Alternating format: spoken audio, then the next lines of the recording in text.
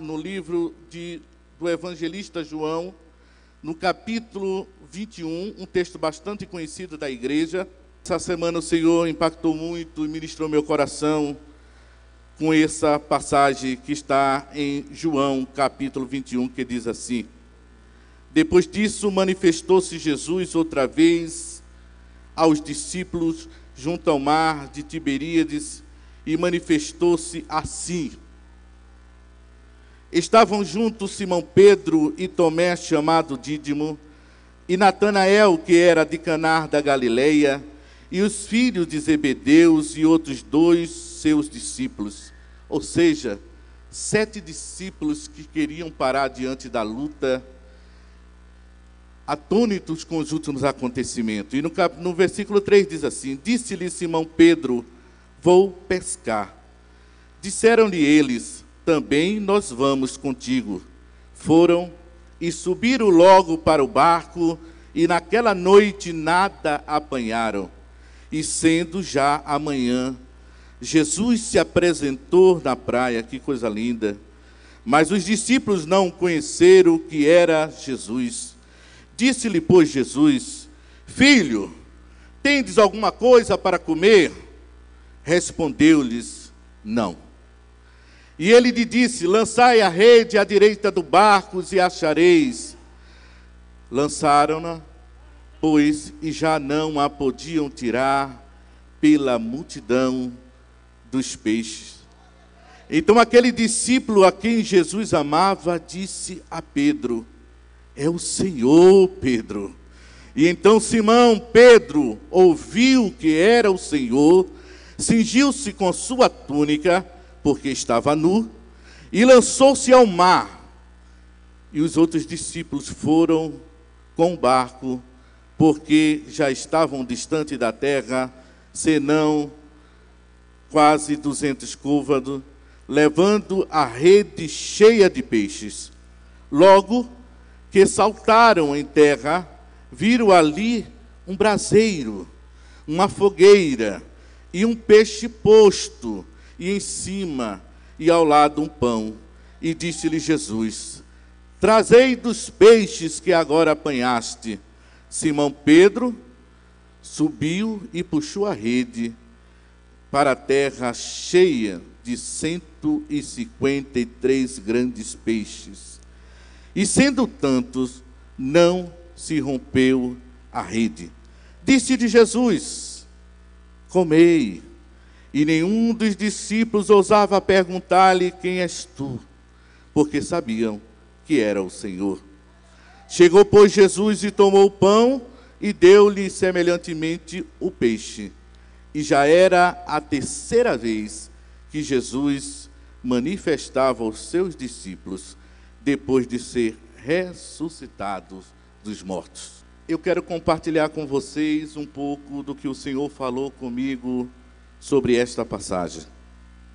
Existe um outro texto muito semelhante a ele, que está em Lucas capítulo 5, de 1 a 11, que fala também de uma pesca milagrosa, a primeira pesca. Esse texto que nós lemos nesta noite, a primeira coisa que informa que eles estavam juntos, já no versículo 2 diz assim: estavam juntos Simão Pedro e Tomé, e Dídimo e Natanael, e era de Caná da Galileia, os filhos de Zebedeus, e os outros 2 discípulos. Estar junto é muito mais do que estar perto. Apesar dos acontecimentos onde os discípulos estavam atônitos, perplexos, diante de toda a narrativa do que estava acontecendo naquele lugar, Jesus, o Nazareno, pelo qual abriu os olhos do cego e fez aqueles coxos se levantarem, Jesus, ele foi levado a um julgamento injusto, foi sacrificado conforme a palavra que Deus tinha dado aos profetas, Isaías e tantos outros, que fazia necessário que o Filho do Homem pudesse ser entregue pela minha vida e pela sua vida. E é por isso que estamos alegres, nós temos todo motivo para louvar e engrandecer o nome do Senhor nesta noite. Aleluia! Eu sei que muitas vezes nós somos levados a vir a esse lugar por outros tipos de objetivos, necessidades materiais, situações, circunstâncias que precisam de uma solução. Mas nós temos que ver que, independente dessas coisas, a vitória da igreja, ela já está garantida, porque o sangue de Jesus foi derramado na cruz do Calvário. Essa é a maior vitória que a igreja, ela proclama e ela vive. Aleluia. E por ela almejar e desejar, ela canta: Maranata, Maranata, ora vem, Senhor Jesus. A nossa grande esperança é a vinda do Senhor.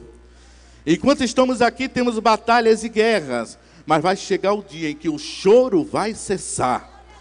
A luta não terá mais força, porque na cruz do Calvário, Jesus morreu, mas ele ressuscitou, e ali cessou o império da morte. Nós que estamos ainda nesse corpo corruptível, ainda sofrimos esses intempéries, mas Jesus, ele diz assim: eu venci a morte, vocês também vencerão. Aleluia. Eles estavam juntos. A Bíblia não descreve o que os discípulos estavam conversando, o que eles estavam tratando à beira daquele mar. Mas a decisão de Pedro aponta muito sobre o conteúdo daquela conversa. A decisão que Pedro toma diante daquela situação, diante daquela conversa, a Bíblia não detalha exatamente o que eles estavam conversando. Mas quando Pedro, depois de encerrar a conversa com seus amigos, perto ali do mar de Tiberíades, ele toma a decisão e diz: eu vou voltar a pescar. Que problema há em um pescador voltar a pescar?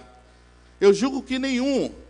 Mas o problema não está na decisão simplesmente do pescar, mas era o que estava por trás da decisão de Pedro.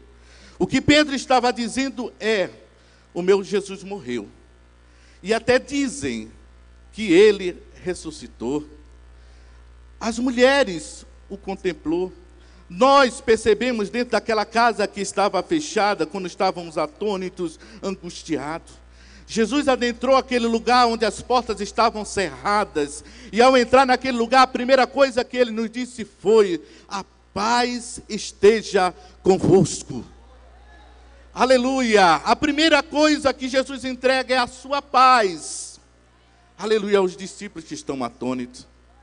Certamente Pedro, fazendo uma reflexão sobre a posição e o propósito que ele tinha de não negar a Jesus. Quantas vezes eu e você tomamos a decisão de jamais largar o Senhor, aconteça o que venha a acontecer. Mas quando vêm as turbulências, quando vêm as aflições, nós somos confrontados diante de determinadas situações. A vontade de fazer é o que Pedro decidiu fazer quando estava ali perto daquele mar. Ele lembrou do seu antigo ofício de pescador. E naquele momento ele toma uma decisão e diz: olha, sabe de uma coisa? Eu voltarei a pescar. Mas aquela pesca não era de fato a volta ao ofício. Na verdade, era uma fuga. Era uma tentativa de fugir do chamado do Senhor que tinha sido estabelecido na vida dele e dos discípulos. Pedro era um homem impetuoso, era um homem que muitas vezes cometeu muitos erros, mas ninguém pode negar que ele foi um homem de tomar decisões. E até mesmo diante da sua angústia, da sua tribulação, ao ele decidir de ir pescar, ali já aparece a influência da sua liderança. Todos os outros 6 que estavam com ele também disseram: também eu vou pescar com você. É como ele dizendo: não é só você que está frustrado, Pedro. Nós também estamos, nós também negamos a Jesus, nós abandonamos o mestre no momento em que mais ele precisava, no momento em que ele estava lá no Getsêmani, confrontado pela situação, onde o seu suor se transformava em sangue, conforme a proporção da sua aflição. Nós negamos a Jesus. E Pedro Diz, e eu não só uma vez, 3 vezes eu neguei ao mestre. Aleluia. E eles tomam a decisão e vão pescar, entram dentro do barco, entram mar adentro. Mas, conforme o que aconteceu na primeira pesca milagrosa, diz que eles pelejaram e não pegaram peixe nenhum. Mas até que se aproximou da praia. E o belo de Jesus é quando Jesus entra na nossa praia. É quando Ele decide ir ao nosso encontro. É quando Ele decide entrar dentro da nossa história. Jesus decidiu ir àquele lugar. E a primeira coisa que Jesus, olhando eles na peleja da pescaria, Jesus faz uma pergunta retórica, porque já sabia a resposta, mas Jesus vai e pergunta: ei, vocês pegaram alguma coisa? Vocês têm o que comer? E a resposta foi unânime: não, não pegamos nada, não tem peixe, não tem provisão. Jesus na hora diz assim: faz o seguinte, muda o plano, pega a rede, joga para o outro lado, logo joga à direita da embarcação, aleluia. E a palavra disse, eles nem perceberam que era Jesus, mas a palavra tinha autoridade. E naquele momento eles obedecem e lançam a rede. E ao lançar, eles percebem que a rede já estava pesada. Tinha 153 grandes peixes dentro da rede. Aleluia! Louve ao Senhor. Quando eles perceberam que a rede estava cheia, a gente tem uma facilidade de identificar Jesus quando a rede está cheia, né? Aí diz que João disse: Pedro, é o mestre Pedro, é Jesus que está na praia. Rei da caravaçou de raio. Pedro é um mestre, ele não espera. Diz que apenas ele cingiu o seu corpo porque estava nu. Ele de repente diz: olha, eu já falei tanto com o mestre. Ele se preocupou até com uma questão física. Ele disse: eu vou cobrir o meu corpo em respeito ao Senhor. Mas não teve essa, diz que ele pulou nas águas, ele não esperou. Pedro era alguém de decisão. Eles aí surge uma oportunidade. Deus está diante do mestre, Deus está diante dele. Eu vou poder pedir perdão a ele, eu vou poder contar a minha história, eu vou poder falar dele sobre as minhas fraquezas. Ei, da baraba chudecai. Aleluia, aleluia. Ei. Pedro pula e vai ao encontro de Jesus. Mas os discípulos que ficaram na embarcação, não dava nem para colocar o peixe dentro da embarcação, porque a rede estava pesada. E naquele momento eles puxavam a rede fora. Aleluia. Existe uma particularidade do texto que está em Lucas, que eu achei bastante interessante, onde o Senhor ministrou ao meu coração. Aleluia. No primeiro milagre, quando o milagre aconteceu, que a rede encheu de peixes, quando ele puxava, se você na sua casa, você vai poder ler a passagem de Lucas, no capítulo 5, versículo 6, ele vai dizer exatamente: ao eles trazerem a rede cheia de peixe, a rede se rompia, a rede rasgava, aleluia. Mas nessa situação não, Jesus, a palavra de Deus nos fala, o João, ele vai e diz assim, o evangelista, ele escreve: e a rede encheu de peixe, mas a rede não rasgava, a rede sustentava os grandes peixes, aleluia. No primeiro milagre não especifica que se tinha peixe grande ou peixe pequeno, a rede estava cheia de peixe, mas na segunda, o evangelista destaca dizendo, tinha 153 grandes peixes dentro da rede, aleluia. Aleluia, aleluia, aleluia. Quem já teve uma rede rasgada, sabe o temor que se bate ao coração quando vê uma rede cheia. Aleluia! O inimigo das nossas almas, ele quer nos conduzir a termos medo de rede cheia. Porque uma certa vez a rede rasgou, e quando a rede rasga, os peixes fogem. Deu até para salvar alguma coisa, mas alguns peixes foram embora, porque a rede não sustentou o grande milagre que estava acontecendo. Quando nós passamos situações adversas na nossa vida, situações de vexame, situações que nos levam a situações que só o Senhor pode vir ao nosso encontro para nos salvar. A primeira coisa que o inimigo quer alertar a nossa mente é: não te alegra muito, a rede está cheia, mas vai rasgar. Ela não vai sustentar. Mas eu quero ser boca de Deus nesta noite para vos dizer, aleluia, rede fala de estrutura, fala de linhas e cordas entrelaçadas. Aleluia, a rede rasgou lá atrás para que você tivesse estrutura para pegar grandes peixes. Agora, aleluia, a rede não rasgou como símbolo de derrota. A rede rasgou para você perceber que precisava, aleluia, fortalecer as suas estruturas. Aleluia, quando o inimigo quiser dizer para você, a rede vai rasgar, você diz: não, Satanás, para trás de mim, eu tenho estrutura. Deva Shodecai. Ei! Quando ele vier com a mentira dele dizendo vai rasgar, você vai: não, porque eu já tenho experiência, eu já passei por isso, eu sei o que é perder peixe. Aleluia, eu vim nesta noite para lhe dizer: a rede não vai rasgar.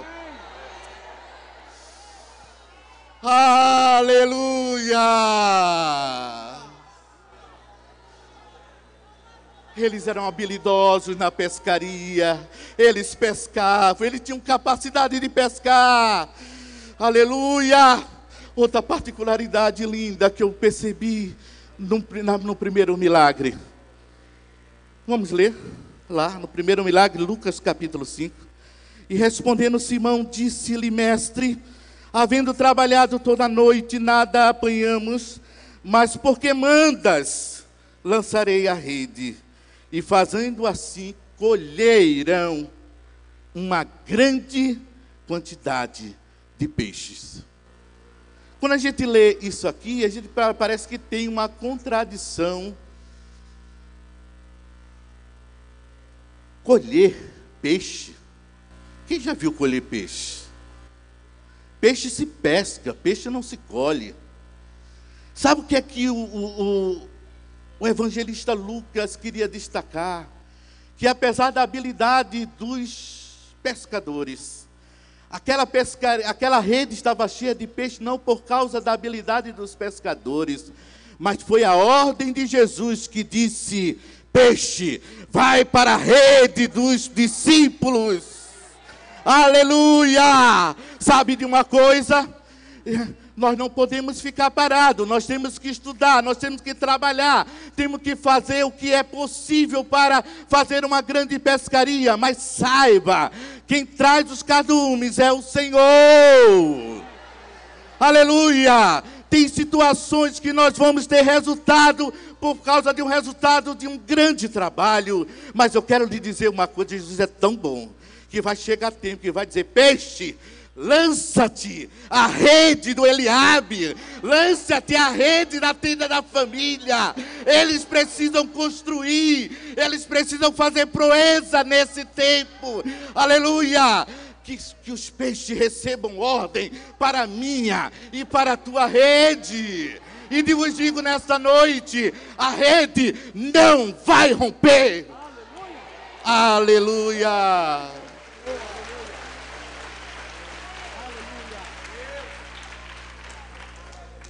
Aleluia, a rede não vai romper. Aleluia, eu louvo ao Senhor, meus irmãos. porque Deus é Deus tremendo, Deus que faz coisas. Aleluia. Sabe, quando a gente é surpreendido pelo Senhor, e quando o Senhor faz uma grande coisa na vida da gente, lá no Nordeste a gente diz assim, fica abestalhado. Aqui diz assim, abestado, né? A gente fica abestado. Sabe por quê? Mas como, Senhor? Não dava, não podia, a conta não bate, a coisa não era para ser assim, dessa forma. Aí o Senhor diz, mas sou eu que estou querendo fazer, sou eu que estou querendo fazer. Aleluia. Deus é tão tremendo, irmãos. Deus, Ele nos visita nos momentos mais difíceis da nossa vida. O mês passado Deus me deu a oportunidade de estar em São Paulo resolvendo algumas coisas. E depois de um dia assim, resolvendo várias coisas em vários lugares, e assim Deus fazendo coisas, me surpreendendo. E aí de repente eu fui para o hotel, fui buscar ao Senhor, chorei aos seus pés, disse, Senhor, muito obrigado por tudo que tu fizeste. Mas eu fiquei tão inquieto, mesmo sendo São Paulo, às 9 horas, estava um clima de 16 graus, e aí eu peguei e fui andar na Avenida Paulista, e vendo aqueles prédios iluminados, e o Espírito de Deus ministrando ao meu coração, e eu chorando, e eu disse, Senhor, aleluia, eu lembro, Senhor, quando a minha situação ficou tão complicada, que eu jamais imaginava que iria viajar de novo, e de repente o Senhor dizendo, filho, a tua rede eu vou encher novamente. Aleluia, aleluia. Ei, debaixo de cá. Aí lá vem o temor. Mas a minha rede sustenta, ela aguenta esse crescimento, ela aguenta. E o Espírito de Deus diz, você tem estrutura, você tem experiência, que o Senhor vos abençoe nesta noite. Aleluia!